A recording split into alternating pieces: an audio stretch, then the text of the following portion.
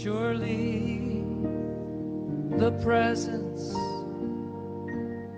of the Lord is in this place. Mesdames et messieurs, nous sommes de retour. Je reçois le frère Michel-Ange Bompéré. Je crois humblement que ceux qui suivent très souvent les réseaux sociaux ou récemment les vidéos sur YouTube sur la parole de Dieu, parmi ces jeunes qui finalement parlent de la parole de Dieu dans toute la vérité, dans toute honnêteté, mais aussi dans toute sa rigueur, je crois que le frère Bompéré peut se retrouver dans cette catégorie. Alors, frère Bompéré, bon après-midi. Merci à toi vraiment, Christian Osembe.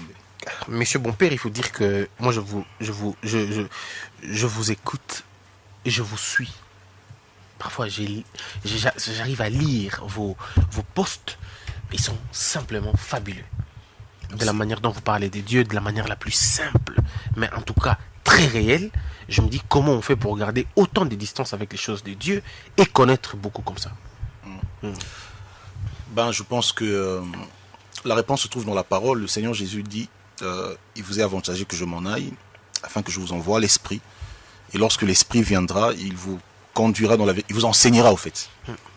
Il vous enseignera. Et la Pentecôte, malheureusement, c'est vraiment un aspect que nous avons négligé aujourd'hui, hein, l'Église du XXIe siècle. Généralement, quand on parle de la Pentecôte, je répandrai mon esprit sur toute chair et tout ça. On voit plus dans la dimension de la prophétie, des visions. Mais on ne réalise pas l'aspect le plus important même de la mission du Saint-Esprit. C'est celui même de nous enseigner, de nous faire connaître Christ. Ouais. Voilà. Et c'est cette très bonne manière. Vous avez suivi tout à l'heure Pierre réincarné, l'envoyé de Jésus qui est sur terre. Jésus a 7 enfants, il est marié, il vit dans une ville de Kinshasa, dans une commune, je ne sais pas moi laquelle. Est-ce que vous pensez que le monsieur peut avoir un tout petit peu raison? Honnêtement, c'est du théâtre. Oui. C'est du théâtre, tout simplement. Déjà, le Seigneur Jésus est arrivé une seule fois sur terre, et en tant que le Messie qui a été annoncé pour accomplir l'œuvre du salut, et le Yeshua que nous attendons maintenant, c'est celui qui descendra sur les monts des Oliviers comme le Shiloh d'Israël.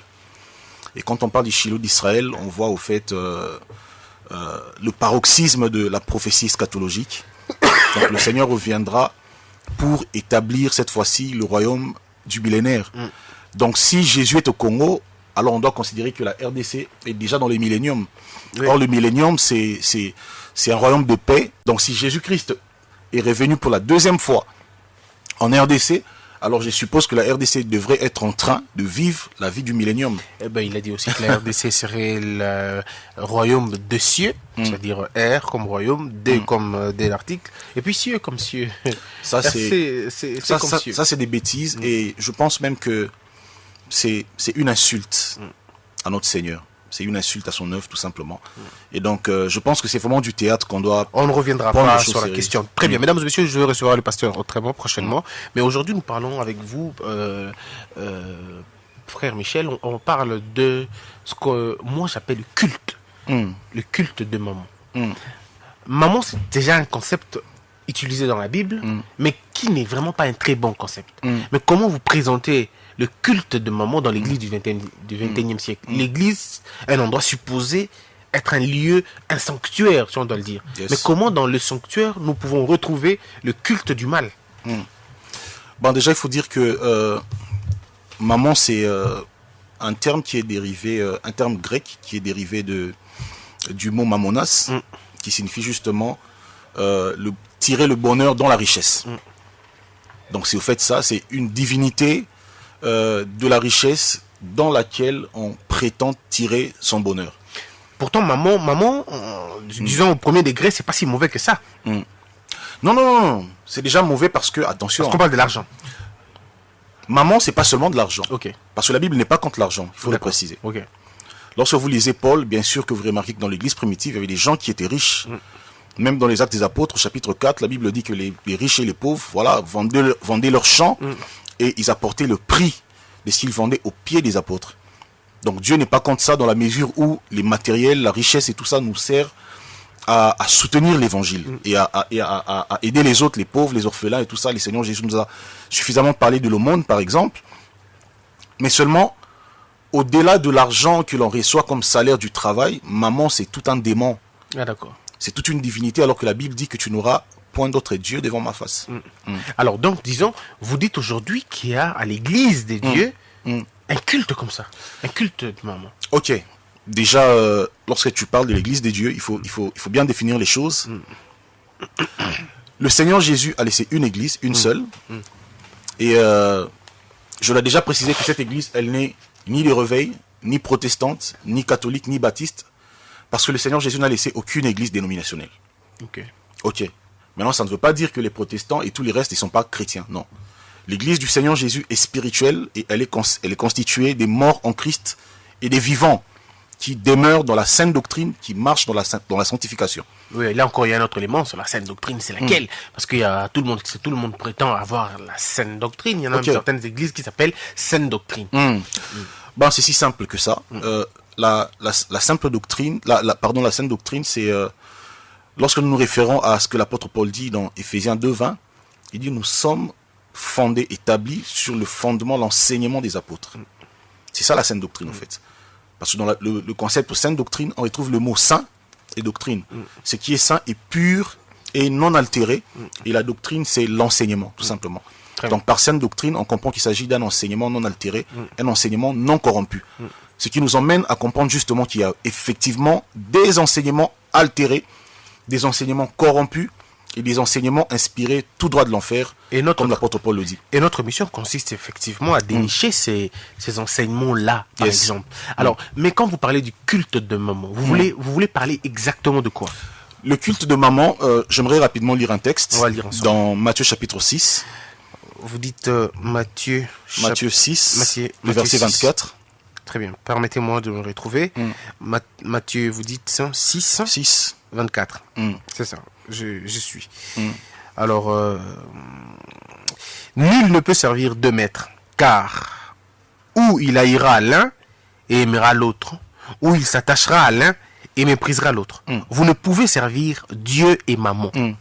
Ok.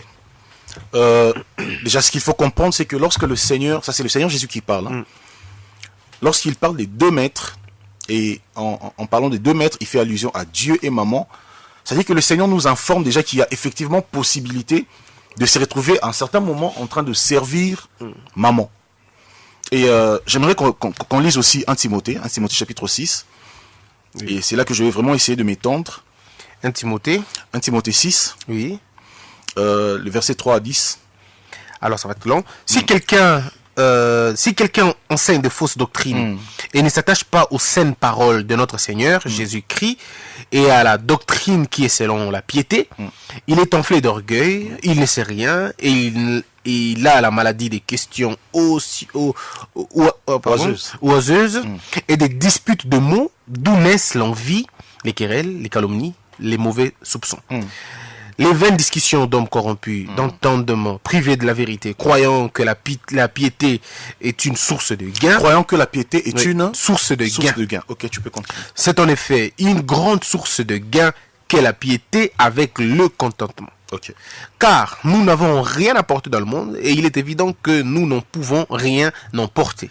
Si donc nous avons la nourriture et les vêtements, cela nous suffira.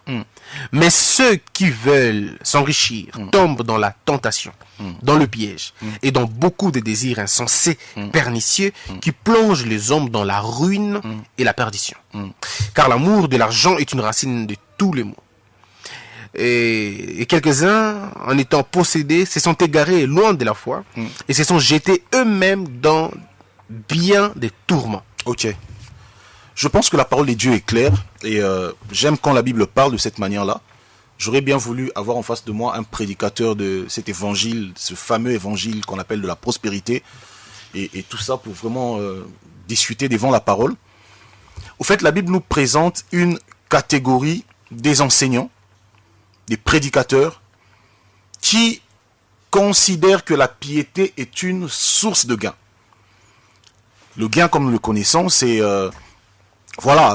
tout ce qu'on peut tirer comme profit matériel, financier, mais qui aurait comme source la piété. Alors c'est quoi la piété? La piété, c'est la vie des dieux en général.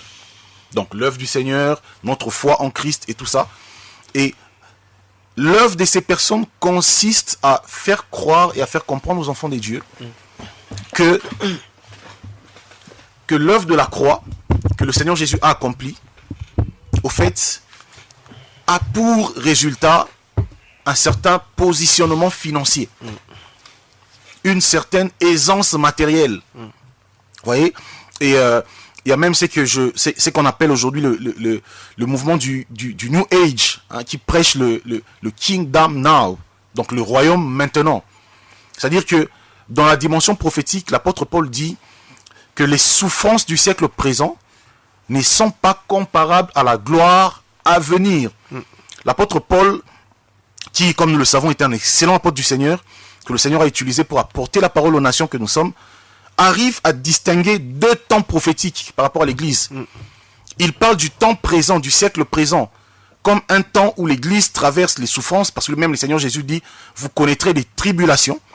Et ensuite, il parle de la gloire à venir, ça veut dire les temps que nous connaîtrons à partir de l'avènement du Seigneur Yeshua Mashiach.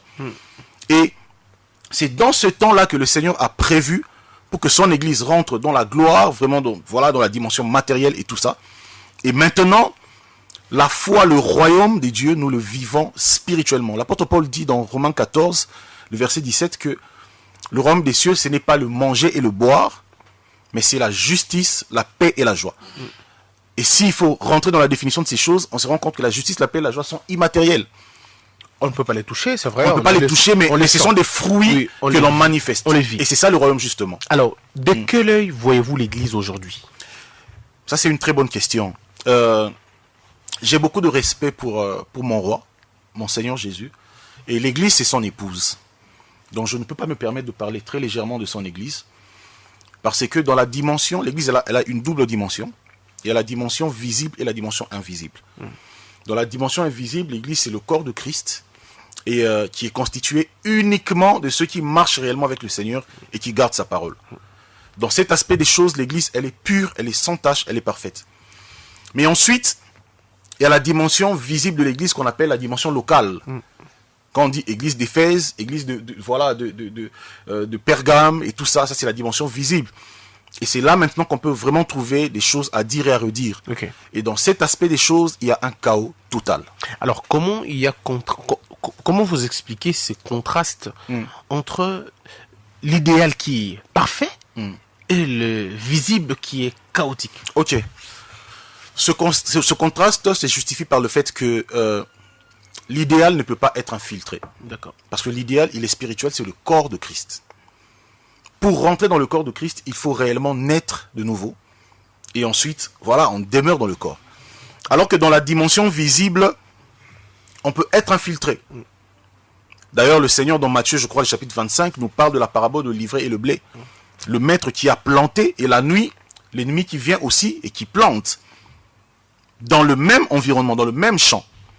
Ça veut dire au fait que nous sommes vraiment en train de vivre cette parabole-là dans son plein accomplissement. Nous sommes dans ce temps où l'ennemi a planté dans la nuit et l'ivraie est là. Et ils se sont vraiment infiltrés. Et leur objectif, c'est de détourner l'Église du Seigneur de l'espérance véritable. Parce que l'apôtre Paul, en parlant d'espérance, il dit, si notre espérance repose sur des choses périssables, elle n'est plus espérance, en des choses visibles. Elle n'est plus espérance. Pourquoi? Parce que lorsque l'apôtre Paul parle de l'Église, de son espérance, de ce que l'Église attend des dieux, il fait allusion à la gloire à venir. Alors, très bien, mais parlons maintenant de ce gens-là. Parce qu'il faudrait qu'il y ait des perturbateurs pour qu'on parle de la perturbation. Oui. Il faudrait que, parce que vous avez parlé d'infiltrés, ces infiltrés viennent d'où? Ok. D'abord, j'aimerais préciser une chose. Oui. Nous avons 3 types de prédicateurs Très bien. dans l'Église. Il y a premièrement ceux qui ont la saine doctrine et qui la gardent. Qui demeurent dans la saine doctrine. Même dans la faim, dans la nudité, ils préfèrent garder le message authentique que de corrompre l'évangile pour avoir de quoi manger. Ça, c'est le premier type. Le deuxième type, c'est aussi des gens qui sont réellement en Christ, mais qui sont nés qui ont reçu le Seigneur dans un système religieux corrompu. Je vais donner un exemple. Je peux tenir une croisade évangélique, et puis les gens sont sauvés, ils croient réellement en Jésus, mais après ces gens qui croient ne sont pas enseignés, par exemple là où moi j'enseigne. Ils vont aller dans une église dans leur quartier, et dans cette église-là, ils sont formés par rapport à la doctrine de cette église, qui n'est peut-être pas conforme à la doctrine apostolique que nous trouvons dans la Bible. Qui peut être fausse aussi. Qui peut être fausse, voilà. Et à partir de ce moment-là, ces personnes avec une conversion authentique rentrent dans le service de Dieu, mais vraiment avec une conception erronée des choses. Quelles sont les implications? Les implications, c'est que ça égare les gens. D'accord. Ça égare le peuple de Dieu. On peut être égaré tout en ayant une bonne relation. En fait, je ne vois même pas pourquoi on aurait une bonne relation avec Dieu si Dieu on ne les connaît pas. Si on l'a, il y a une sorte de une sorte de modèlement. Je vois pas pourquoi. Je ne dirais pas qu'on peut être égaré Oui. tout en ayant une bonne relation avec le Seigneur. Je dirais plutôt qu'on peut être ignorant. Ignorant. Ouais. Tout en ayant une bonne relation avec le Seigneur. Il y a un exemple dans la Bible. La Bible nous parle de Apollos, qui était un serviteur des dieux authentique, qui a reçu l'appel, mais qui, à un certain moment, va rencontrer Aquilas et Priscille, et qui l'emmène justement à comprendre plus exactement les Écritures. Pourquoi? Parce que c'est quelqu'un qui avait effectivement rencontré le Seigneur, mais qui, par rapport à la doctrine, était dans beaucoup de tâtonnements. Très bien. Alors, et vous avez dit, il y avait 3 types, et les tout derniers? Les 3 types, voilà, le tout dernier, c'est livré. Le tout dernier, c'est livré. Donc, c'est des gens qui n'ont jamais rencontré le Seigneur. C'est des gens que le Seigneur n'a jamais mandatés. Des gens que le Seigneur n'a jamais appelés. Et que le diable a planté justement pour introduire dans l'église ce qui s'est passé autrefois dans les jardins d'Éden. Je vais expliquer. Qu'est-ce qui s'est passé dans les jardins d'Éden? C'est que nous ne réalisons pas, c'est que le tout premier enseignant de la fausse doctrine, c'est Satan lui-même. Doctrine signifie enseignement. Dans le jardin d'Éden, le Seigneur crée l'homme et la femme, il les établit, et il leur donne sa doctrine, sa loi. Il dit, vous mangerez de tous les arbres du jardin, mais concernant l'arbre de la connaissance du bien et du mal, vous n'y toucherez point. Ça, c'était l'enseignement de Dieu pour Adam et Ève. Et le serpent vient après, pour donner aussi son enseignement à la femme. Tu vois, pour donner son enseignement à la femme, et il dit, Dieu a-t-il réellement dit? Donc, il emmène la femme, Ève, à douter de ce que le Seigneur a enseigné, pour introduire un autre enseignement qui a pour conséquence de chasser l'homme loin de la face de Dieu. Et la conséquence, c'est que Adam et Ève sont chassés du jardin et sont devenus errants. Et cette réalité, elle est prophétique parce que nous savons que Jésus-Christ est le second et le dernier Adam. Et que l'Église est qui? Son épouse. Et aujourd'hui, dans cette dimension-là, l'apôtre Paul nous dit que dans les derniers jours, les gens abandonneront la saine doctrine et s'attacheront à des esprits séducteurs. Et plus loin, il dit au fait que les gens auront la démangeaison d'entendre des choses agréables et ça donnera justement lieu à des doctrines des démons. L'apôtre parle des doctrines des démons. Donc, il ne parle pas seulement des doctrines qui résultent de la mauvaise compréhension ou la mauvaise interprétation de la parole, mais il parle des doctrines qui ont pour source d'inspiration les démons, donc Satan lui-même. Très bien. Voilà. Alors là, on a compris, mais maintenant, rentrons encore en profondeur sur le culte de Mammon, le culte de la prospérité, il faut le dire. Comment ne pas parler de la prospérité alors que le Dieu est un Dieu lui-même prospère? Ok, ça c'est une très bonne question. Et c'est là qu'il y a beaucoup de confusion aussi. Ouais. Nous ne pouvons parler des dieux que dans la dimension dans laquelle il s'est révélé à nous. Vous allez remarquer une chose dans la Bible, dans le livre de Matthieu chapitre 28, à la fin là-bas, le Seigneur Jésus dit à ses disciples, allez, faites de toutes les nations mes disciples, et enseignez-leur à observer tout ce que je vous ai prescrit. Donc, l'Église demeure dans l'enseignement que Christ a donné à ses apôtres. Maintenant, dans l'enseignement que Christ a donné à ses apôtres, on ne retrouve déjà pas un pseudo-évangile de la prospérité. Déjà, l'évangile est un seul. Il y a un seul évangile, mais qui a plusieurs démembrements. L'évangile est un, c'est l'évangile de la croix. Mais dans cet évangile de la croix, au fait, la croix nous introduit dans la famille des dieux, parce que quand on croit en Jésus, on devient enfant des dieux. Et dans cette dimension, Dieu, en tant que Père, pourvoit à nos besoins. Donc c'est pas une question à demander, c'est pas une démarche qu'on doit faire pour avoir. Mais si l'on croit déjà au principal, la question va suivre. Dieu c'est le Père le plus responsable. Oui. Il sait de quoi on aura besoin, même il quand sait de quoi nous avons besoin. Pas. Voilà. Bon, bien sûr que la Bible nous demande, nous encourage à demander, bien sûr, si. Mais alors, mais l'homme de Dieu, parlons-en. Comment on peut parler de la prospérité sans sanctification? Mais c'est justement ça le problème. Au fait, j'aimerais aussi préciser une chose, parce que là, tu ouvres une bonne brèche. Oui. J'apprends qu'il y a beaucoup de prédicateurs de la sanctification qui se lèvent aujourd'hui, mais j'aimerais aussi préciser qu'il n'existe pas un évangile de la sanctification. Les apôtres ont prêché un seul évangile, c'est l'évangile de la croix.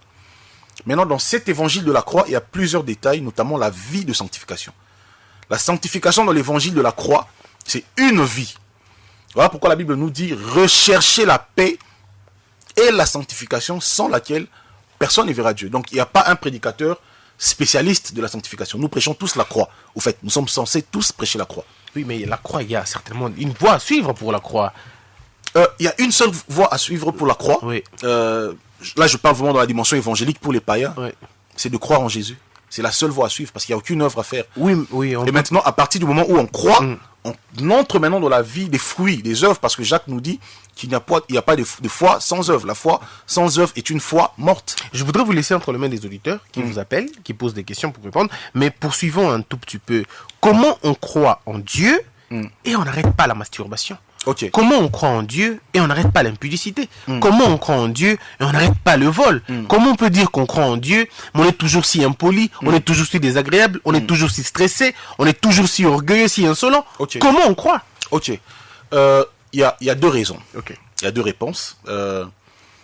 La première, c'est qu'il y a beaucoup de fausses conversions aujourd'hui. D'accord. Je donne un exemple. Lorsqu'on organise des croisades évangéliques, on dit aux gens, venez à Jésus, vous aurez de l'argent, vous aurez des voyages. Vous serez grand, il va vous élever. Ces personnes croient en Jésus avec des motivations charnelles.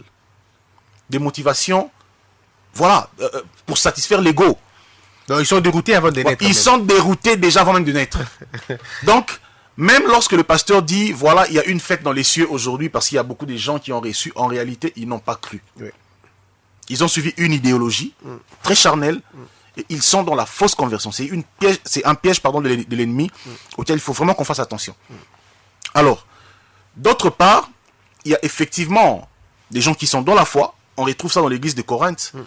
À un certain moment, l'apôtre Paul a pris le bâton apostolique pour tonner, pour frapper, parce que l'église de Corinthe était une assemblée qui, ayant réellement reçu le Seigneur, Paul rend les témoignages que c'était une église remplie des dons spirituels, au point où il n'en manquait de rien. Mais seulement, sur le plan de la conduite, ils ont connu un relâchement. Voilà pourquoi l'apôtre Paul dit « Exerce-toi à la piété ». Quand on parle de l'exercice, il s'agit d'un travail progressif et continuel qui doit être fait. Exact. Et donc, il y en a beaucoup qui se relâchent dans cette démarche-là. Et c'est justement pour ça que l'enseignement vient réformer l'homme. Il faut que nous retournions absolument dans la sainte doctrine, parce que l'apôtre Paul dit « Ne vous conformez pas au siècle présent, mais soyez renouvelés de l'intelligence ». Donc, la seule manière de ne pas se conformer à toutes ces choses que tu condamnes, la masturbation, le péché et tout, c'est d'être tous les jours renouvelé de l'intelligence au travers de l'enseignement de la doctrine de Christ. Très bien, mais il y a aussi un autre élément dans l'église aujourd'hui. C'est plus le nom de Satan qui est cité que le nom de Dieu. C'est plus le nom de la malédiction qui est cité que le nom de la bénédiction. C'est plus la peur, moins la foi. C'est plus la fatalité, moins l'espérance. Et même la croyance, si on doit le dire. Est-ce que c'est à dessein ou c'est pour, finalement, entre guillemets, comme on dit, préserver les brebis à la chute? Ok, vraiment c'est à dessein. Parce que tu sais, il y a un élément que le diable utilise très sérieusement pour maintenir les gens dans la religion, c'est la manipulation. C'est la manipulation. Le Seigneur nous parle de la liberté, le diable nous manipule. Exact. Le Seigneur ne nous manipule pas. Il nous conduit dans la loi de l'esprit qui est la loi de la liberté. Et lui-même se révèle comme étant le chemin, la vérité et la vie. Et sa parole dit, vous connaîtrez la vérité qui est Christ, et cette vérité vous affranchira. Et malheureusement, qu'est-ce que le diable fait au travers de ces serviteurs-là? Eh bien, on détourne les gens de la connaissance essentielle, qui est la connaissance de Christ, pour emmener les gens dans la connaissance d'autre chose. Et ça ne peut que produire tout ce résultat que ça produit. Voilà pourquoi aujourd'hui les chrétiens sont des bébés spirituels, même après 20 ans de foi, et des gens qui chasse les démons au nom du Dieu du pasteur, Nakombo ya Nzambe à papa, Nakombo ya Nzambe à maman, tout simplement parce qu'ils n'ont pas connu la vraie foi qui emmène à la croissance et l'esprit de Dieu par lequel, l'esprit d'adoption, par lequel nous pouvons tous dire Abba Père. Oui. Mais il y a un autre élément, sans que vous ayez peut-être allé, sans que vous puissiez approfondir la question. Mais, Monsieur Bompéré, il y a un autre élément assez important, c'est le fanatisme au niveau de l'Église. Tout à fait. Les pasteurs sont devenus des saints, des stars. Tout à fait. Vous êtes devenus des stars. On Tout à vous appelle maintenant Daddy. Je suis très convaincu que 5 ans plus tard, on vous appellera Papouchette, c'est Papouchounette ou c'est Papunette. On vous appellera des noms du monde et vous allez prendre beaucoup de plaisir sur la question. Comment ça s'est passé? Comment vous avez laissé le fanatisme s'installer à l'église au point que le nom du pasteur est plus cité que même le nom de Dieu? Ok. Mon frère, ça c'est la Babylone, tout ça. Ouais. Ça c'est de la poubelle. Pourquoi? Parce que nous avons ramassé le monde et nous l'avons emmené dans, je ne dirais même pas dans l'église de Jésus, parce que l'église de Jésus ne peut pas être infiltrée par des choses si sales. Et surtout pas à ces points. Voilà, pas à ce point. Mais nous avons emmené ces choses dans nos assemblées. Ouais. Pourquoi? Mais c'est la même réponse au fait. Il n'y a pas le renouvellement d'intelligence. Les gens doivent comprendre que croire en Jésus est une chose et se laisser transformer dans notre intelligence est autre chose. L'évangile de Christ, s'il n'y avait aucune œuvre que le Seigneur devait accomplir en nous, il nous aurait pris le même jour où on croit. Mais après avoir cru, pourquoi est-ce qu'il faut qu'on demeure dans l'enseignement? C'est pour que notre intelligence soit restaurée. C'est-à-dire que dans l'intelligence humaine, il y a la culture. Nous avons grandi dans quoi? On chantait pour Mobutu, on chante pour les hommes riches, on chante pour les personnalités.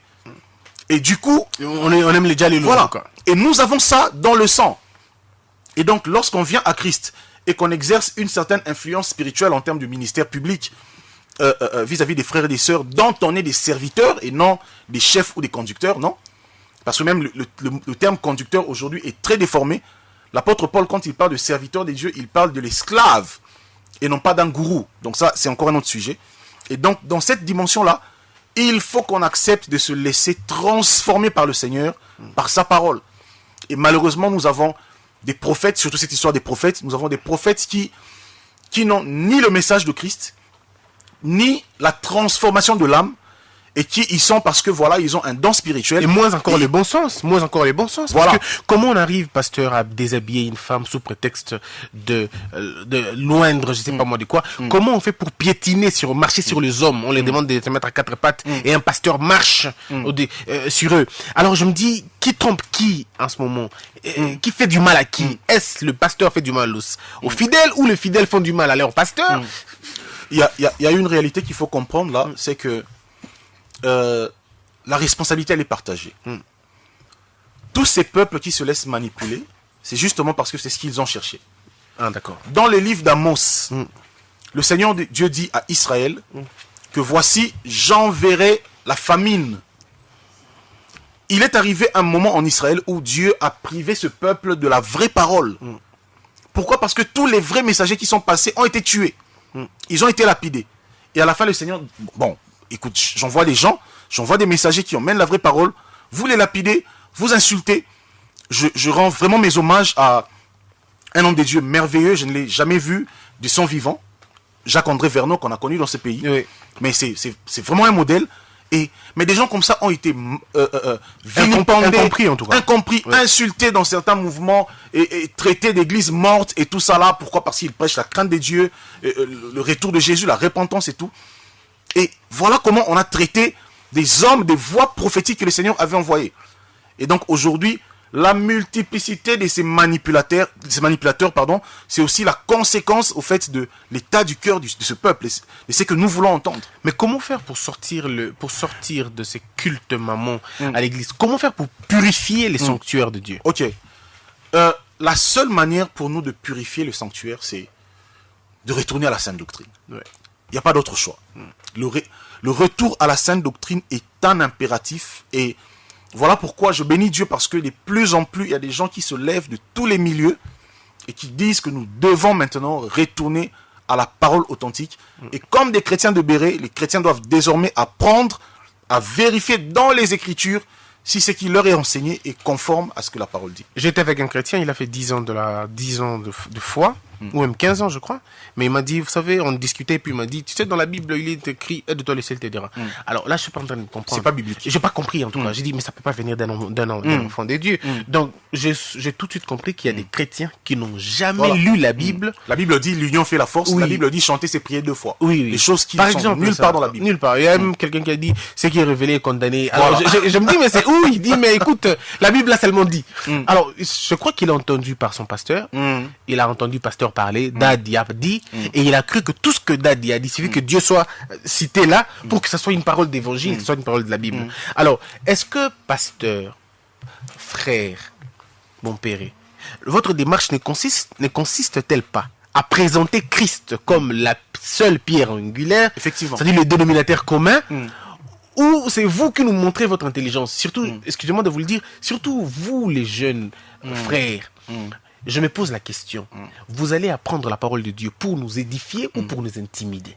Parce que quand vous arrivez avec des mots, vous connaissez tous les noms de Dieu, LJ Bor, LJ Ciel, LJ Nini, LJ Nini. Finalement, on est intimidé, on se dit, mais ce monsieur vient me faire peur ou il vient me parler de la parole de Dieu? Ok. Je pense d'abord que ça dépend des motivations. Oui. Parce que je dois avouer que je suis personnellement quelqu'un qui aime la connaissance. Oui. Et l'apôtre Paul dit à la foi ajouter la connaissance. Et la connaissance, dans une certaine mesure, voilà, elle peut intimider. Je dis elle peut intimider. Non, et elle Là, intimide maintenant, naturellement. Voilà, naturellement. Ouais, des par son essence. Mais l'objectif de cette connaissance doit être l'édification. C'est-à-dire que Dieu peut nous faire comprendre certaines choses que les gens ignorent, que les autres ignorent, non pas pour motivation de venir impressionner ces gens ou les intimider, mais pour venir édifier ces gens. L'apôtre Paul dit dans 1 Corinthiens 14, 26, « Que faire donc, frères, lorsque vous vous assemblez?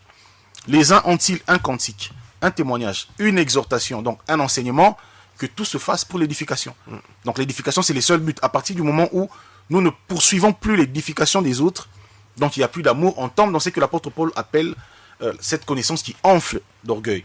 Et Dieu n'y est plus. Alors on va terminer cette émission. Je me rappelle que lorsque, en 2011, il y a eu 17 000, il y a eu plus de 20 000 candidats députés nationaux, pardon. Ils voulaient être des députés nationaux pour 500 sièges.